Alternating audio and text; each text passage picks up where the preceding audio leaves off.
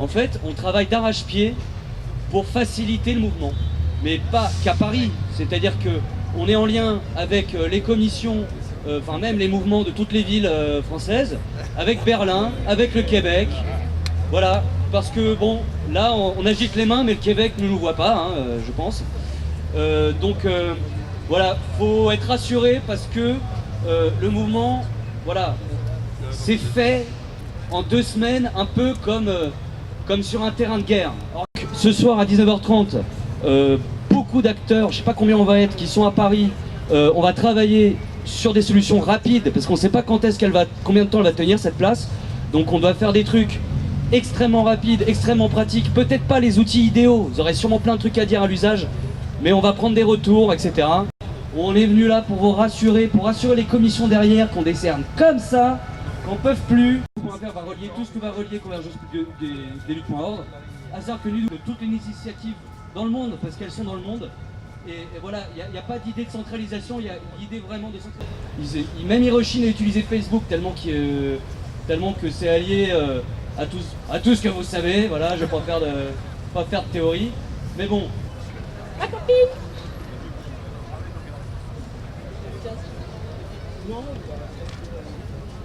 Je vais juste en profiter le temps que notre ami nous rejoigne pour vous demander éventuellement au fond de vous asseoir pour que les gens puissent s'entendre. Voilà, n'hésitez pas, c'est pas très sale par terre, je vous jure.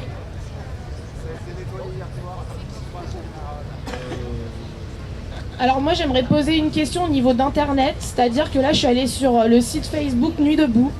Il y a un clip merdique qui est diffusé, concrètement c'est ça, c'est totalement ridicule.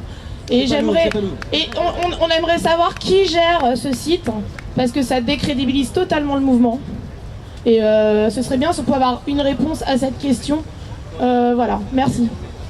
C'est typiquement le genre de réaction qui va dans notre sens. Mettre en place pour que les gens disent non, c'est de la grosse merde votre clip, nous on en a un bien meilleur. Et voilà, donc courage, hein, patience et on va y arriver.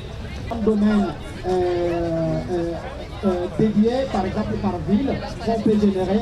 Voilà la structure des techniques de travail dans le numérique, notamment du parti développeur.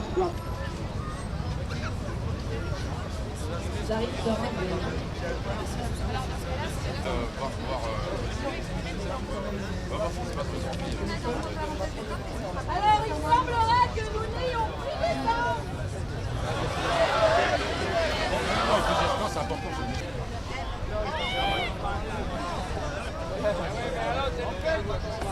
En fait,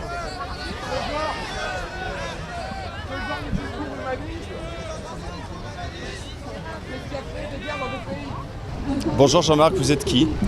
Bonjour, écoutez, je suis Jean-Marc Fortanet, donc je suis vétérinaire à la base. Mais je suis sorti de ma petite entreprise et de ma réserve d'entrepreneur où on est au quotidien à travailler de façon très importante et non représenté au niveau des gouvernements depuis des années, alors qu'on a un vrai pouvoir économique en France. Et donc je pense qu'il est temps que cette petite entreprise qui est laminée par le grand groupe des multinationales s'exprime. Et donc je suis venu ici pour essayer de rencontrer d'autres mouvements, puisqu'il est temps de fédérer des mouvements alternatifs qui sont tous brimés par ces multinationales. Et donc, vous avez écrit des livres. Donc j'ai écrit des livres effectivement. Donc j'ai écrit une trilogie, d'abord pour expliquer aux citoyens, quels qu'ils soient, que ce soit un ouvrier, un intellectuel, ce qui se passe, parce qu'on entend dans les médias des mots compliqués qui font que les gens se disent c'est pas pour moi la politique, c'est pas pour moi l'économie, et se retournent vers la Star Academy, vers le foot, etc. Alors que c'est leur avenir, l'avenir de leurs enfants. Et pourquoi est-ce que vous opposez les mondes? Comment? Pourquoi est-ce que vous opposez les mondes? Les mondes Le monde de la politique, de la citoyenneté d'un côté, et le monde de ceux qui consomment de la télévision, des médias, de la Star Academy par exemple? Alors, c'est pas opposé, c'est divisé, c'est que en fait, on ne s'intéresse pas à notre quotidien. Et je crois qu'il est important que les citoyens reprennent, comme le mouvement, on le voit aujourd'hui, il y a un malaise, il y a beaucoup de choses qui se passent dans le monde, les gens ne comprennent pas. Et il est important pour comprendre les solutions, qu'on comprenne les problèmes. Et donc si on n'a pas les mots pour comprendre les problèmes, on ne peut pas comprendre les solutions. Qu'est-ce que racontent ces livres? Alors ces livres, donc le Serfant, donc c'est un pays imaginaire, mais pas si imaginaire que ça, puisqu'en fait c'est l'anagramme de la France. J'ai mis les lettres dans le désordre parce que je pense qu'on marche sur la tête. Donc le pays va pas bien. Pourquoi est-ce qu'il ne va pas bien? Ah ben, on le voit bien, il y a la délinquance qui augmente, il y a le chômage, il y a les actes de terrorisme, enfin voilà, à tous les niveaux, tous les points sont perturbés. Donc ce livre décrit ce qui ne va pas bien et propose des solutions peut-être? Exactement. Quelles solutions? Exactement. Alors attendez, avant de parler des solutions, il faut comprendre les problèmes. Donc le premier livre, c'est pour ça que ce livre s'appelle Le Serfant, donc anagramme de la France, qui permet aussi, parce qu'il y a d'autres pays qui fonctionnent pareil, il y a également autre chose, c'est que le cerf et le fan, c'est le père et le fils phonétiquement. Avant, il y avait des transmissions des parents aux enfants, des entreprises, des patrimoines qui se perdent de plus en plus parce que tout ça, c'est volé par des grands groupes. Voilà. Et donc, dans ce... Je remarque qu'il vaut mieux qu'on aille directement à vos constats et ensuite à vos solutions. D'accord. Alors, très simplement, premier livre, pour faire comprendre aux gens ce qui se passe, prise de conscience de ce qui se passe. Deuxième livre, proposition d'une méthode pour construire ensemble des solutions. La solution, comment elle est? Elle n'est pas individuelle parce que sinon c'est la cacophonie. Et donc il y a plein de groupes alternatifs qui ont bien des solutions sur des sujets particuliers mais qui ne sont pas écoutés par les gouvernements. L'objectif, c'est de fédérer tous ces mouvements alternatifs, par exemple avoir 30 mouvements alternatifs, 5 qui ont des idées sur l'écologie, 5 sur l'économie, 10 qui ont sur l'éducation et de proposer ces solutions à l'ensemble des groupes pour qu'on vote de façon démocratique, participative, la meilleure solution pour construire un programme pour 2017. En quoi est-ce que cette méthode sera différente des courants politiques traditionnels? Tout simplement parce qu'elle viendra, tout citoyen peut s'exprimer. C'est pas déjà le cas? Absolument pas. Les partis politiques, c'est à peu près 0,5% de la population, puisque ça représente 365 000 adhérents, tous partis confondus en gros en France, sur 45 millions d'électeurs. Donc à partir de là, tous les mouvements alternatifs sont bien plus nombreux. Les électeurs peuvent ne pas adhérer à un parti politique et avoir des idées politiques et voter pour autant. Bien sûr, mais en fait, ça fait des années que les gens votent aux élections contre le précédent qui leur a menti. Qu'est-ce qui vous fait croire ça? Écoutez, vous posez la question dans la rue, vous allez voir. Non mais c'est votre avis qui m'intéresse. Alors moi c'est mon avis et je pense que c'est l'avis de beaucoup de citoyens. Est-ce que vous considérez qu'on vote contre et non pas pour? Écoutez, moi c'est ce que je constate, donc après, mon avis personnel de toute façon ne compte pas. Ce qui est important, c'est l'avis de la majorité des gens. Moi ce que je souhaite, c'est construire une société avec des règles qu'on fixe pour une majorité et à partir de là qu'on les respecte. Et ceux qui sont pas d'accord avec ça, soit ils partent ailleurs, soit ils font autre chose. Mais c'est ça, c'est mon idéal. Et vous participez aux Nuits debout? Alors, je suis monté à Paris pour Nuits debout. Je suis allé à celle d'Avignon puisque je suis de Château-Renard à côté d'Avignon. Donc je suis venu ici pour... Vous montez spécialement pour Nuits debout à Paris? Oui, je suis monté spécialement pour rencontrer des mouvements alternatifs, leur proposer une méthode de construction ensemble parce que j'ai vu qu'il y a beaucoup d'idées et c'est très désordonné. Et je pense que si on ne s'organise pas, ça va pas avancer. Et actuellement tout ça sert les pouvoirs politiques en place parce qu'en fait on fait des diversions avec beaucoup de choses. Il faut savoir qu'il y a une loi électorale qui est passée il y a pas très peu de temps où les petits partis, les mouvements citoyens ne vont pas pouvoir s'exprimer en 2017. Donc ça passe complètement inaperçu. Et là, on en a parlé pourtant. Oui, mais là, on parle beaucoup plus de ça, alors que cette loi, El Khomri, finalement, elle n'est pas importante. Parce que dans les petites entreprises d'où je viens, si les salariés ne sont pas bien, qu'est-ce qui se passe? L'entreprise périclite et c'est le patrimoine du patron qui périclite puisque c'est son patrimoine. Les grandes entreprises, les patrons, c'est pas leur patrimoine, c'est pas eux qui les ont créés. Ce sont des census pour les entreprises et ils utilisent des travailleurs détachés et ils se fichent des lois sociales françaises.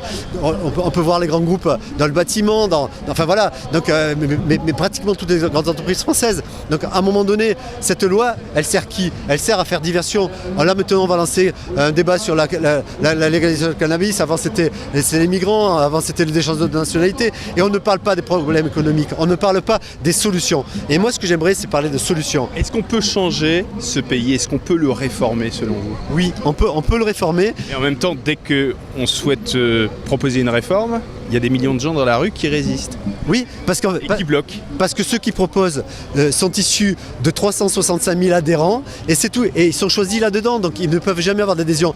Mettons une vraie primaire. La primaire.org sur laquelle je suis candidat comme 66 candidats citoyens. Mais demandons aux politiques plutôt que d'organiser leur primaire, puisqu'ils ont du mal à trouver le financement. La structure existe, qui viennent se présenter avec nous, qui viennent faire des débats avec des gens comme moi. Vous êtes prêt à gouverner?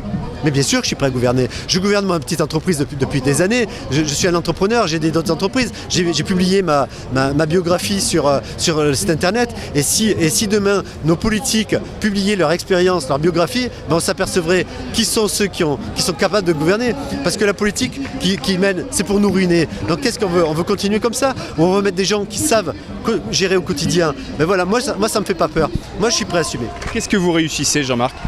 Qu'est-ce que j'ai réussi? Bah écoutez, dans mon entreprise des gens vétérinaires, si j'étais... Au travers de ce combat. Au travers de ce combat, eh ben écoutez, là effectivement c'est un combat collectif que je ne pourrais pas gagner seul. Donc c'est pour ça que... Qu'est-ce que vous réussissez, vous? Qu'est-ce que j'ai réussi? Qu'est-ce que j'ai réussi? Qu'est-ce que vous réussissez vous-même en ce moment, au travers de ce combat? Actuellement, déjà j'ai sorti ces livres pour expliquer aux gens.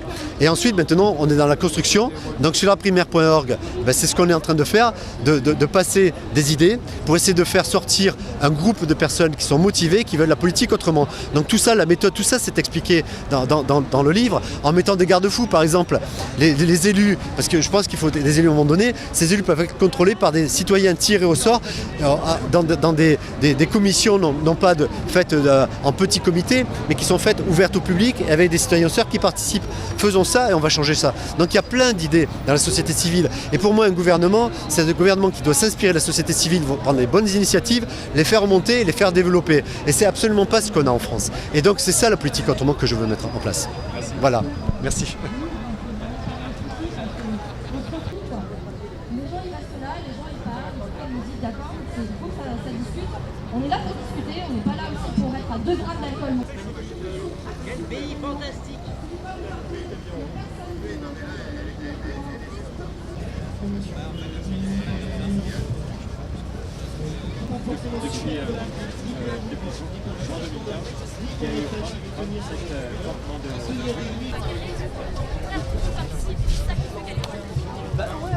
Plus il y a de monde, plus en fait il y a des propositions concrètes, des idées, du débat, problème de vote, etc. qui fait que parfois les commissions peuvent prendre des initiatives concrètes, notamment en Provence, ils ont des commissions pour créer des associations, ce genre de choses.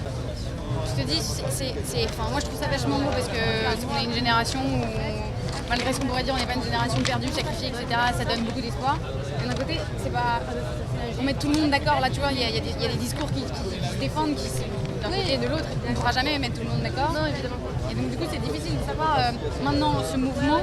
Ok, c'est cette communauté, ce mouvement qui est quand même. Qui vient d'une initiative top, un super mouvement.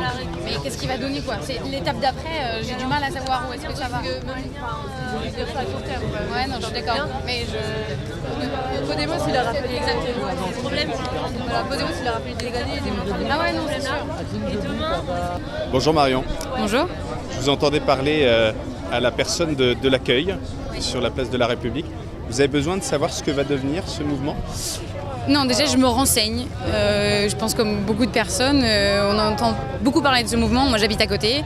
J'ai pas eu le temps pour l'instant de m'y intéresser plus que ça et je suis venue prendre la température, je suis venue savoir de quoi on parlait concrètement, qu'est-ce qui se disait, de quoi on débattait, outre le fait que c'est un mouvement qui en a marre de plein de choses, c'est beaucoup de jeunes mais pas que finalement, quand je regarde autour de moi il y avait que des jeunes.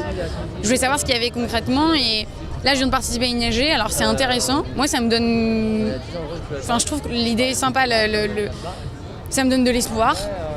Mais d'un côté, je me dis où est-ce que ça peut aller après. Et j'ai du mal à savoir. L'espoir pourquoi? Par rapport à ma génération, moi j'entends. Il n'y a pas longtemps, j'ai participé à un sondage sur Internet.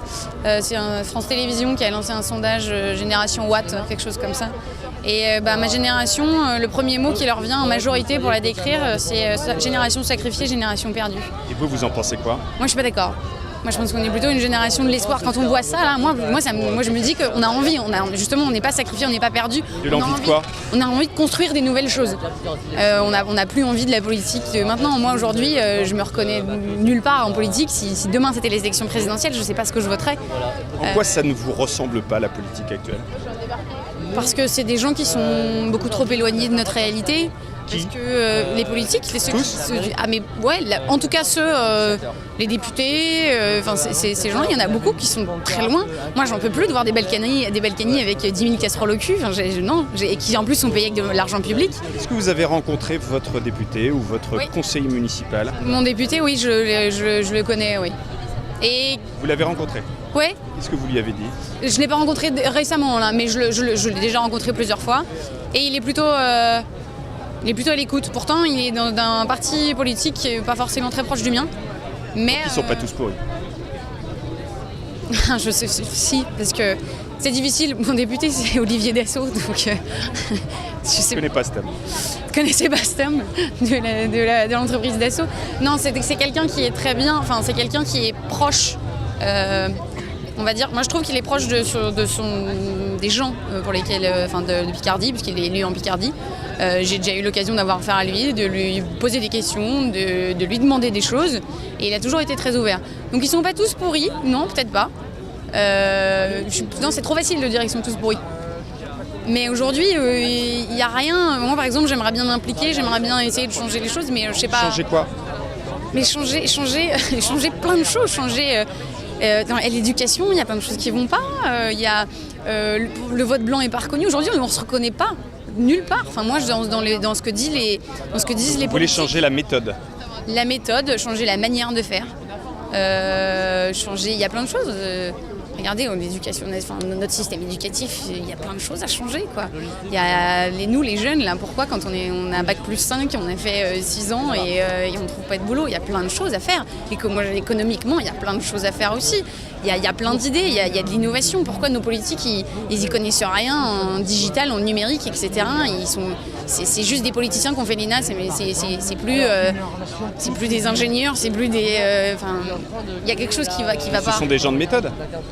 Non, ce sont des gens qui savent parler de tout, sans vraiment tout savoir. Mais là, pour le coup, on est en train de parler de beaucoup de choses, mais on ne parle pas de choses concrètes. Non, je suis d'accord. Moi, c'est ça qui m'a dérangé aujourd'hui.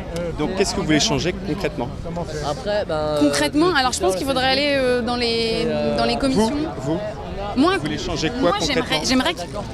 Je n'ai pas vocation, j'ai pas on va dire, je pense pas que je vais changer les choses toute seule. J'aimerais participer à des... C'est ça aussi qui est difficile, c'est qu'aujourd'hui, moi j'ai envie de changer plein de choses, j'ai envie de discuter de plein de choses, j'ai envie de débattre de plein de choses, mais je sais pas comment. Et c'est ça en fait le problème, c'est que je sais pas comment, je sais pas avec qui. Et en venant ici, je me suis dit peut-être que j'allais trouver une réponse. Vous savez ce que vous ne voulez pas?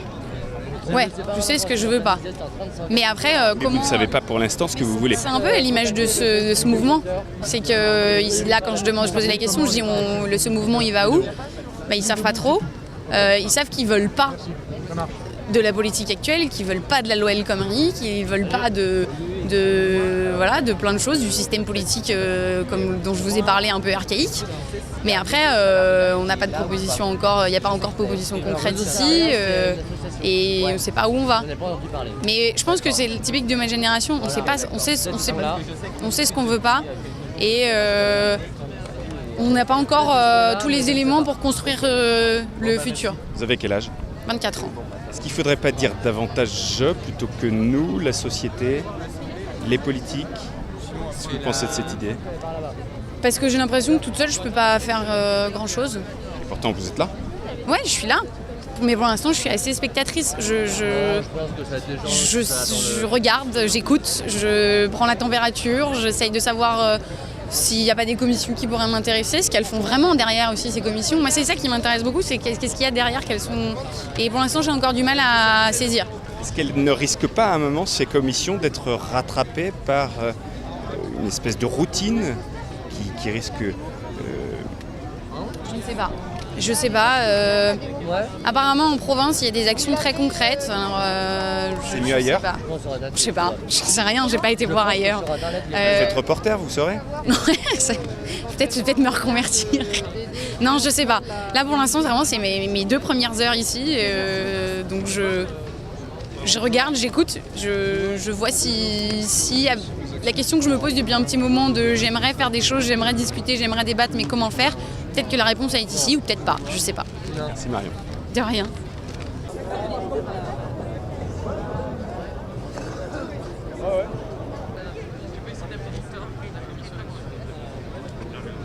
Bonjour Neil. Bonjour. Vous êtes libraire sur la place de la République. Je suis un ancien libraire. Un ancien libraire. C'est vous qui avez amené tous ces livres? Pas du tout, c'est une collaboration citoyenne et populaire où les gens apportent.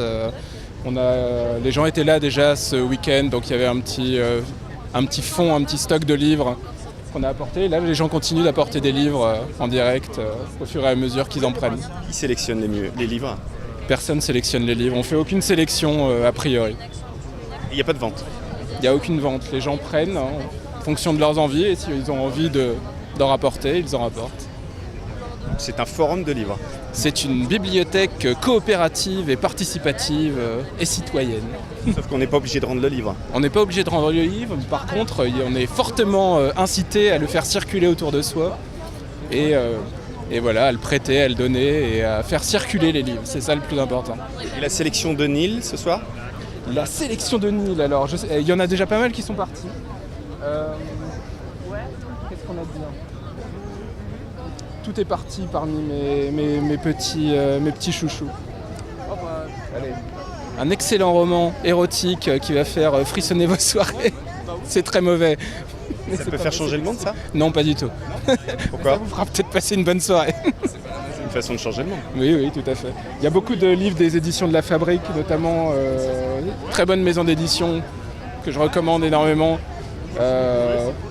Mais les livres circulent, donc on n'a pas vraiment de fonds qu'on peut conseiller comme ça. Et les livres, on les conseille au fur et à mesure, donc ils partent très vite. Il y en a qui reviennent petit à petit, et voilà. Merci Neil. Avec plaisir. Allô? Ouais, donc il y a pas mal de places qui ont été occupées partout en Europe. Et du coup, depuis 5 ans, il y a pas mal de monde qui a continué à travailler là-dessus. Donc le réseau international, le mouvement d'occupation des places, où on utilise ces symboles partout en Europe, en Turquie, aux États-Unis, tout le monde communique de la même façon. Donc voilà, c'est juste pour vous dire qu'on essaye de ne pas se replier sur cette place, parce que là, il y a tout le monde entier qui est en train de regarder Paris et qui attend des appels de Paris pour des vraies actions. La grève générale mondiale, c'est peut-être un rêve, mais en vrai, c'est possible, parce que partout, il y a des activistes qui sont prêts à venir à Paris, peuple à peuple, de ville à ville et de tous les pays ensemble. Et on va vraiment changer le monde si on veut. Parce que sinon, si on se fait pas ça, ça va juste suivre une vague et il va peut-être falloir attendre 5 ans pour que ça recommence. Voilà, le monde, faut qu'il change maintenant.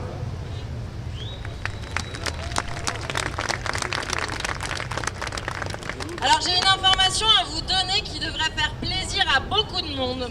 Hier on a 4 copains qui ont été arrêtés, vous vous souvenez, il y a eu des manifs sauvages qui ont été faites et ils ont été libérés.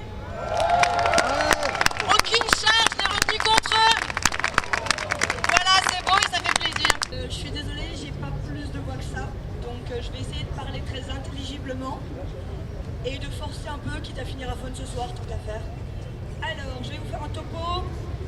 La commission démocratie a commencé la semaine dernière à surtout travailler sur la modération. On a travaillé toute la semaine à déjà voir comment s'organiser, comment monter les équipes, comment écrire un petit topo sur les différents rôles des personnes qui, par exemple, modèrent ce soir. Au cours de la semaine, on a fait à peu près toutes les erreurs possibles et imaginables en termes de modération. On s'en excuse, mais l'avantage c'est qu'on en a appris. Et donc, actuellement, je pense qu'on est à peu près au point, à peu près. Bonjour Mathieu. Bonjour. C'est la 3e fois que vous venez, place de la République, pour assister aux discussions de Nuit debout. Oui, tout à fait. Qu'est-ce que vous venez chercher ici? Pourquoi est-ce que vous n'êtes pas chez vous à cette heure-ci? Déjà, je trouve que ça m'a déjà intrigué la première fois de me dire qu'est-ce qui se passait, d'aller voir sur place plutôt que de croire aux médias ce qu'ils racontaient, donc d'avoir un peu mon propre avis là-dessus. Et c'est vrai qu'en restant un petit peu de temps, alors je reste pas non plus des heures, mais c'est vrai que je trouve que le fait qu'il y ait un peu une émulsion, enfin vraiment un mouvement qui se crée, je trouve que c'est intéressant et que je pense qu'il y a beaucoup que les gens ont un peu cette même recherche en fait de vouloir un peu chercher un peu la vérité et de se dire qu'il y a quand même des choses à changer, à créer aussi pour créer un monde meilleur aussi. Vous cherchez la vérité? Oui, la vérité, parce que c'est vrai que je pense qu'à travers les médias, ils ne nous disent pas vraiment toute cette vérité, justement. Comment est-ce que vous vous informez, vous? Alors, je me documente par Internet, mais c'est vrai que c'est pas par rapport à des journaux, on va dire, officiels, tels comme le Figaro ou Le Monde, etc. C'est pas une façon, pour le coup, plus crédible et plus avérée d'avoir de l'information que de se renseigner auprès des médias traditionnels? Je trouve que c'est beaucoup plus juste parce que vu que tous les journaux, enfin les principaux sont possédés par des grands lobbies ou des personnes riches, donc forcément c'est beaucoup plus... C'est difficile d'établir vraiment un avis neutre par rapport à tout ça et donc comme on dit, mieux vaut aller sur place sur le terrain pour savoir vraiment ce qui se passe de vraiment concret plutôt que de passer par des intermédiaires. Mais là vous habitez pas loin de la place de la République, j'imagine? On va dire à vélo c'est rapide. Vélo c'est rapide. Est-ce que vous pouvez vérifier toutes les informations véhiculées par des sites non officiels sur internet? Ah non, bien sûr, c'est pour ça que c'est mieux d'aller directement sur place pour se rendre compte vraiment de ce qui se passe, de la situation, comment se passent les assemblées, comment sont les gens, quelles sont les valeurs qu'ils veulent véhiculer, pourquoi ils sont là. Enfin, c'est beaucoup mieux d'avoir cette recherche-là en direct, personne par personne. Qu'est-ce que vous voulez changer, vous? Changer quelque chose qui est beaucoup plus juste, un monde beaucoup plus juste, beaucoup plus équitable. Parce que je trouve qu'en termes de répartition des richesses, contrairement à ce qu'on veut nous faire croire, je trouve qu'il y a beaucoup d'inégalités qui peuvent être résolues par des simples gestes qui peuvent vraiment changer la donne. Un exemple de geste que vous pratiquez? Que je pratique ou bien qu'il faudrait? Que vous pratiquez ou qu'il faudrait, comme vous voulez, que vous pratiquez déjà? Déjà, trouver un sens à sa vie. Déjà, je pense que on parle beaucoup de la loi du travail en ce moment. Je pense que le principal, c'est que chacun puisse trouver un travail qui lui correspond et non pas qu'il le subisse par pression sociale, par pression économique. Et je pense qu'au travers même de cette loi, mais même par d'autres réformes, je trouve qu'il est important de savoir vraiment ce que l'on veut dans la vie pour justement déjà avoir d'être beaucoup plus heureux dans ce que l'on fait et dans ce qu'on veut créer aussi. Est-ce que vous exercez un travail qui vous plaît? En tout cas, je suis en quête. Comment est-ce qu'on fait pour exercer un travail qui nous convient? Alors comment on fait déjà, c'est trouver des solutions, chercher ce qui nous brûle. Enfin, ça paraît un peu cliché comme phrase, mais se dire quelque chose qui nous brûle vraiment, qui nous vient du cœur, c'est avant tout faire... Dans un marché du travail qui est compliqué, est-ce qu'on peut faire ça? On peut le faire ça, oui. On peut faire ça. Après, ça dépend de ce qu'on le recherche vraiment. Si c'est effectivement par la peur justement de ne pas trouver un travail ou la peur de ne pas résoudre tous ces problèmes financiers, effectivement on a plus tendance à se restreindre et à choisir un peu entre guillemets la facilité. Donc pour donner un sens à sa vie, si je résume ce que vous dites aujourd'hui, il faut trouver un travail qui nous convient et pour ça il ne faut pas avoir peur. Il ne faut pas avoir peur. C'est-à-dire qu'il faut renoncer à des choses. Pas du renoncement, non, c'est plutôt de l'acceptation et surtout du lâcher-prise, de se dire que du moment qu'on sait ce qu'on veut de la vie, il n'y a pas besoin de faire des sacrifices ou des concessions. Parce que là, du coup, il y a un côté très péjoratif dans ce qu'on veut pour soi et je trouve que c'est pas forcément le meilleur chemin pour trouver justement ce à quoi on aspire le plus. Mais accepter, c'est un peu renoncer, non? Accepter c'est vrai, c'est pas faux. Mais dans un sens, je pense que accepter le fait qu'on a des envies et des passions et du moment qu'on a la motivation pour justement aller de l'avant et être déterminé pour vraiment rechercher ce que l'on veut dans la vie, alors effectivement c'est accepter nos désirs, nos envies, mais pas pour autant renoncer à tout ce qui est un peu contrainte ou des sacrifices. Qu'est-ce que vous attendez de cette 3e soirée à laquelle vous participez? Je pense que le plus important, c'est de ne pas avoir trop d'attentes. C'est-à-dire que ne pas considérer la nuit debout comme pour ma part, quelque chose qui peut potentiellement, effectivement, qui a le potentiel de changer beaucoup de choses, parce que c'est vrai qu'il y a beaucoup maintenant de nuits debout qui se sont installées dans plusieurs villes d'Europe. Mais je pense que si on met trop d'attentes dans une situation, dans un événement ou une personne, forcément on risque d'être déçu. Mais je trouve que ce qui est important à retenir, c'est que le fait qu'il y ait un rassemblement, je trouve que c'est déjà un premier pas pour vraiment avoir en fait des objectifs qui sont un peu plus élevés et aspirer à beaucoup mieux. Donc si je vous entends bien Mathieu, pour bien changer, il ne faut pas être trop pressé de changer. Comme on dit, faut pas trop précipiter les choses. Après, si ça va bien, autant y aller à fond, mais c'est de faire quelque chose de structuré, de construit et ne pas non plus de précipiter les choses parce qu'effectivement ça peut aboutir un peu à un pétard mouillé. Vous votez ? Je vote blanc. Donc oui, je vote, mais je ne vote pour aucun parti. Est-ce que vous ne vous retrouvez pas dans l'offre politique aujourd'hui? Parce que vous cherchez quoi? Je me reconnais dans aucun parti politique parce que du coup je trouve qu'ils servent uniquement leurs intérêts individuels et donc pour moi voter blanc c'est un signe que je ne suis pas d'accord avec leur programme et aussi à leurs aspirations pour justement révolutionner le pays. Ils sont tous dans le même panier? Pour ma part, oui. Y compris les élus locaux? Je trouve aussi. Vous avez des exemples qui vous permettent d'attester cette représentation ou c'est parce que tout le monde le dit? Oh, pas forcément tout le monde le dit, mais je pense qu'il y a beaucoup de gens qui pensent comme moi, effectivement.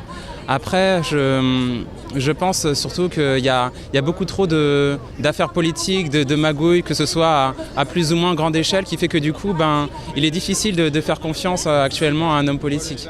Pour vous, tous les politiques magouillent alors? Pas toutes les politiques. Après, je sais pas, parce que c'est difficile de dire ça sur une vérité un peu complètement affirmative, mais c'est sûr qu'ils sont pas tout blancs. Car sans organisation, on livre le mouvement à toute manipulation et à tous les vents.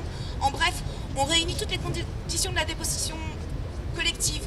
Au contraire, l'action collective et démocratique est quelque chose qui, pour exister, doit s'organiser selon des principes transparents, établis collectivement et permettant la délibération et l'émancipation collective. Principe en premier lieu établi par ceux qui font et soumis à l'approbation de l'Assemblée populaire.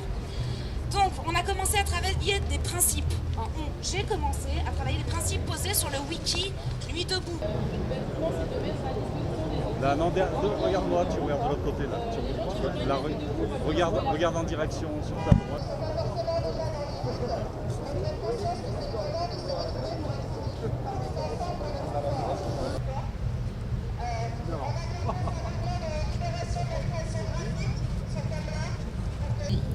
On soutient la création de Nuit debout partout. Tout à l'heure, on parlait de l'internationalisme. Il y a déjà 60 villes en France qui ont créé leur Nuit debout. En Europe, tout le monde nous rejoint. En Espagne, en Italie, en Angleterre, en Allemagne.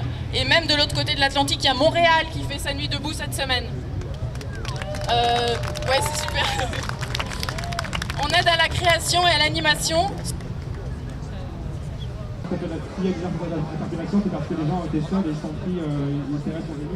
Bonjour Yoli.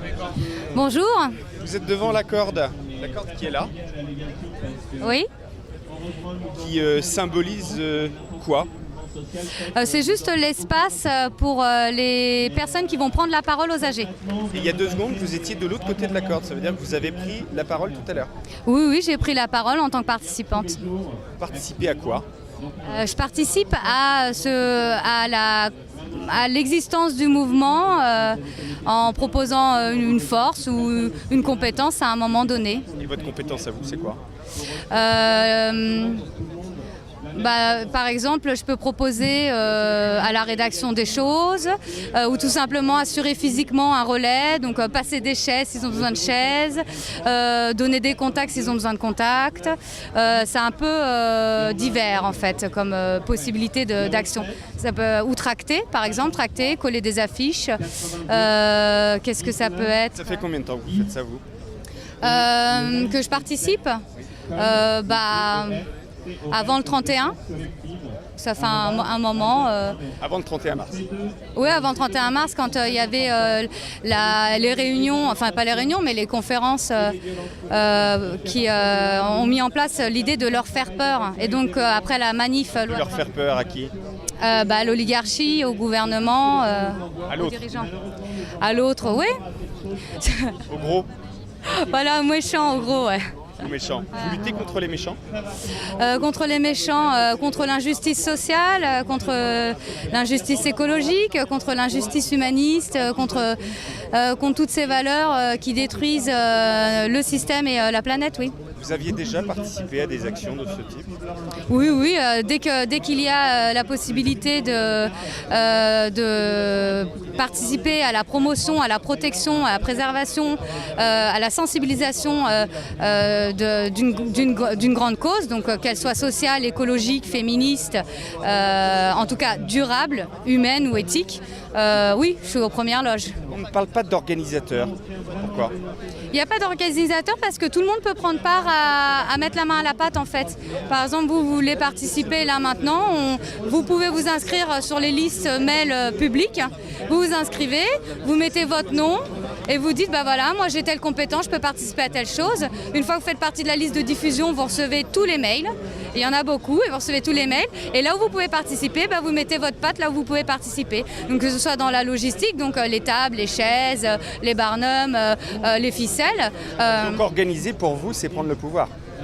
Organiser, c'est pas du tout prendre le pouvoir. Organiser, c'est permettre matériellement d'offrir un cadre pas un système, d'offrir un cadre à une cause. Donc là, il s'agit de s'exprimer. Là, vous dites que vous n'êtes pas organisateur, donc vous n'aimez pas le verbe organiser. Ah non, mais organiser ne me dérange pas. Il faut être organisé pour offrir ces conditions-là. C'est même une sacrée organisation. Là, ça fait plus de 2 heures que vous évoquez les différentes commissions. D'ailleurs, il y a des gens qui, sur cette place, voudraient débattre. Ils ont du mal à comprendre qu'il faille passer justement par ce mode d'organisation. Mais pourquoi est-ce qu'on ne dit pas organisateur ? Parce que organisateur, ça impliquerait d'identifier les personnes. Or, il n'y a pas d'identification à faire puisque ça peut être toute personne qui a envie de prendre part au mouvement à un moment donné. Personne qui aurait le pouvoir. Ah bah non, c'est pas le pouvoir parce qu'il n'y a aucune décision sur il n'y a aucune décision. Si vous voulez, c'est matériel, pratique, technique. Combien il faut de chaises? Est-ce qu'on fait 2 ou 3 mafés? Est-ce que là, on prend... C'est matériel technique, mais à aucun moment il s'agit de prendre des décisions politiques. À aucun moment il s'agit de prendre des décisions engageantes, politiques. Je ne sais pas comment expliquer. C'est éminemment politique de participer à l'organisation de ces nuits. Mais tout est politique. Tout est politique. Est-ce que vous avez l'impression de participer à la création d'un parti politique? J'ai pas entendu. Est-ce que vous avez l'impression en ce moment de participer à la création d'un parti politique? Ah non, il n'y a pas de parti politique, c'est totalement apartidaire. Alors, il ne faut pas confondre, c'est pas apolitique, d'accord? Apolitique, ça veut dire qu'on ne croit pas en la politique. Ici, tout le monde croit en la politique. La politique, c'est une capacité... Enfin, je ne sais pas comment expliquer, c'est compliqué. En plus, il y a le bruit qui me perturbe. Mais ce que je veux dire, c'est que c'est apartidaire. C'est pas rattaché ni à un parti, ni à une association, ni à une orga, puisque tout le monde peut prendre part au mouvement, puisque c'est totalement spontané, éphémère, fulgurant, citoyen. Et ici, il s'agit d'échanger. Et la seule organisation qu'il va y avoir, c'est offrir un cadre pour les idées sociales et solidaires. C'est tout, un cadre. Un parti politique fonctionne de la même façon, avec les mêmes idées? Oui, mais un parti politique qui revendique d'emblée une charte avec des valeurs et une identité, c'est clairement déterminé. Si vous devenez membre du PS, vous savez très bien quelles idées vous adhérez. Ici, personne n'a la prétention... Il y a un cerveau pour tous les militants du PS? Non, parce que souvent la charte, elle va être constituée de manière démocratique. Donc ça va bien être ceux qui participent, qui s'inscrivent, qui prennent part aux AG, etc. C'est quoi la différence ici? Comme je l'ai dit, il n'y a pas de caractère décisionnaire en termes politiques, en termes de valeurs. Les gens ici n'imposent à personne comment penser. Les gens ne disent pas il y a un socle quand même global puisque c'est humaniste, clairement, comme j'ai dit, social et solidaire, humaniste. Donc ça veut dire évidemment qu'il y a certaines idées, elles ne vont pas être promues ici spontanément par les gens, voilà. Mais l'organisation, si vous voulez, évidemment qu'il y a une organisation dans le sens il y a bien des gens qui montent des tentes, des barnums, elle existe factuellement dans le sens où il y a bien des personnes qui montent des tentes, des barnums, qui mettent des micros, des sonos, qui organisent ça, mais ces personnes ne sont pas rattachées à une identité, ni à un mouvement militant, ni à un mouvement politique associatif. Ça deviendra, non? Pas nécessairement, pourquoi? C'est une question. Non, je pense pas. Vous n'avez pas cette crainte? Non, j'ai pas cette crainte. Tant qu'on garde un principe de transparence et un esprit participatif, collectif, solidaire et de transparence, j'ai aucune crainte par rapport à ça. Et tant qu'il y a aussi cette cohésion sur le fait qu'ici, c'est un mouvement qui se compose, décompose, avec ceux qui participent, qui s'intéressent et qui font. Voilà. Vous votez? Non, je ne vote pas. Moi, à titre personnel, je ne vote pas. Par choix? Par choix, oui, tout à fait. Puisque à titre personnel, je ne crois pas en la viabilité des partis politiques. Je n'ai pas confiance en les partis politiques. Vous avez confiance en qui? Vous auriez confiance en qui pour avoir votre vote? Il faudrait vous proposer quoi? J'aurais confiance en quelqu'un de profondément bienveillant, humaniste et surtout où ce ne serait pas son métier. Moi, c'est ça qui m'embête. C'est que les hommes politiques, c'est leur métier, c'est leur business, ils en vivent. Il y a plein d'élus locaux qui ne sont pas dans la politique par métier. Oui, alors, il y a même plein d'élus locaux qui considèrent qu'ils ne font pas de la politique. Oui, c'est vrai. Et je ferai quand même cette distinction-là. On va dire que je ne prends pas part aux votes nationaux et locaux, quand bien même j'ai conscience qu'il y a des gens dans la politique qui sont capables de s'investir en dehors du caractère professionnel et à fin idéologique, qu'il y a des gens bienveillants, je ne dis pas le contraire. Vous ne votez pas, y compris au municipal? Ça m'est arrivé, ça dépend. Mais si ça ne me plaît pas, non. Comment est-ce que vous pouvez être sûr de voter pour quelqu'un, vous avez dit tout à l'heure, en qui vous avez totale confiance, enfin, vous avez utilisé des termes de ce type. Comment est-ce que vous pouvez être sûr d'avoir totalement confiance en quelqu'un? On n'est jamais sûr. On n'est jamais sûr, mais si on fait confiance à personne, on ne s'en sort pas. Mais si par exemple, si je prends part au vote, je veux vraiment partir en terre connue. Donc ça veut dire que j'aurais assisté au débat public, que je me serais déplacée là où la personne se déplace, que je serais allée vraiment au fond de ses idées, que j'aurais vraiment observé, pris le temps, etc. Et que je l'aurais vu sur plusieurs aspects du terrain. Donc voilà. Après... Les élus locaux peinent à faire venir des gens comme vous, des gens qui ont des convictions, qui ont envie de faire évoluer la vie de la cité. Pourquoi est-ce que vous ne parvenez pas, des gens comme vous, qui veulent s'engager, et des élus locaux, à se rencontrer et à se comprendre? C'est une bonne question.